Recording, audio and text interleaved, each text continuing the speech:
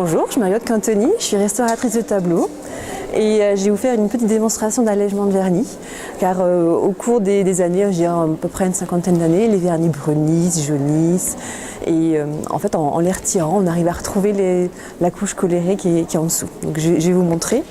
C'est une étape importante dans la restauration et on dissout les vernis avec des solvants.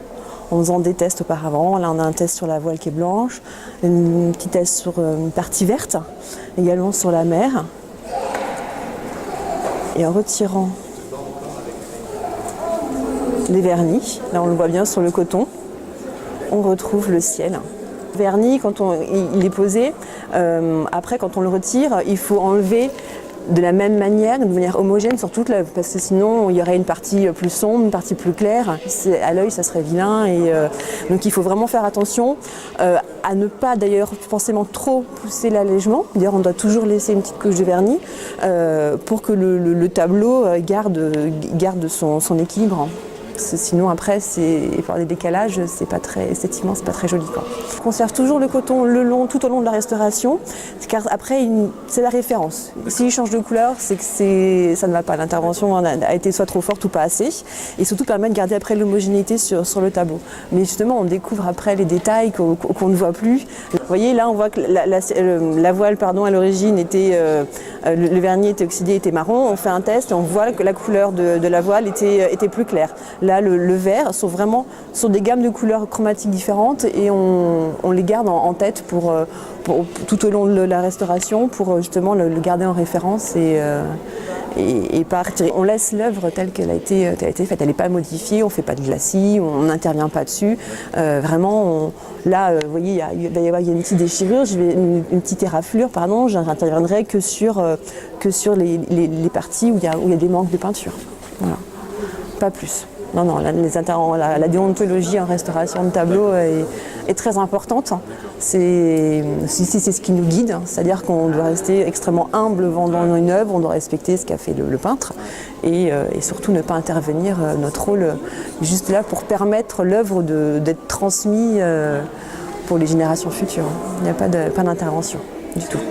Moi, je ne suis pas créatrice. Il fallait que je trouve une œuvre qui puisse être en adéquation avec le thème de la sagesse.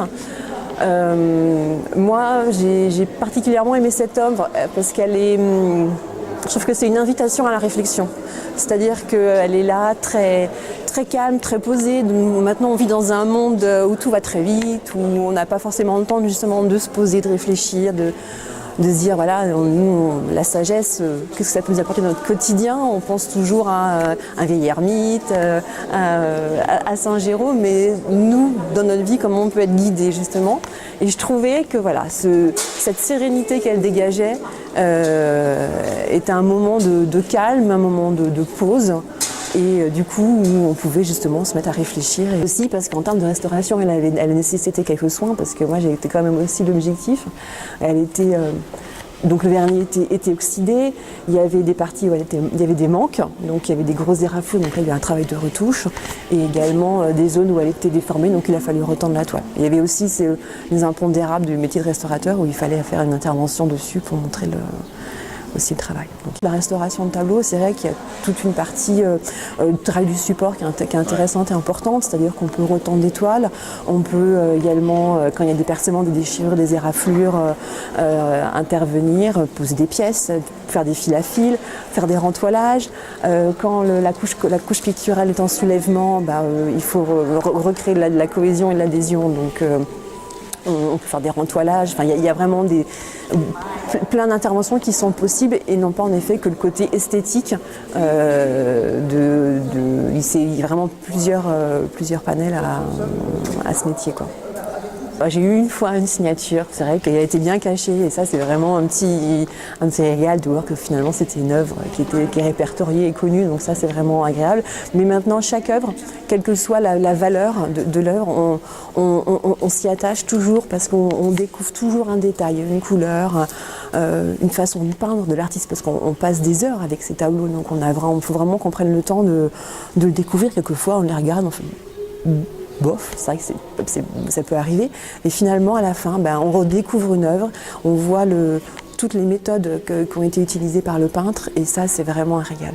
Et il y a une étape qui est intéressante à faire, c'est regarder au microscope justement une écaille d'un tableau, si elle est tombée bien sûr, hein, et de regarder les couches stratigraphiques d'une peinture et de l'écaille. Et là on s'aperçoit qu'il y a l'encollage, il y a le gesso, et souvent il peut y avoir jusqu'à une dizaine de couches de peinture. On n'imagine pas. Et c'est microscopique, mais c'est magnifique. C'est un tableau déjà en soi, de voir toutes les couches, l'investissement du peintre dans son œuvre pour avoir après un résultat où on voit simplement comme ça, quoi.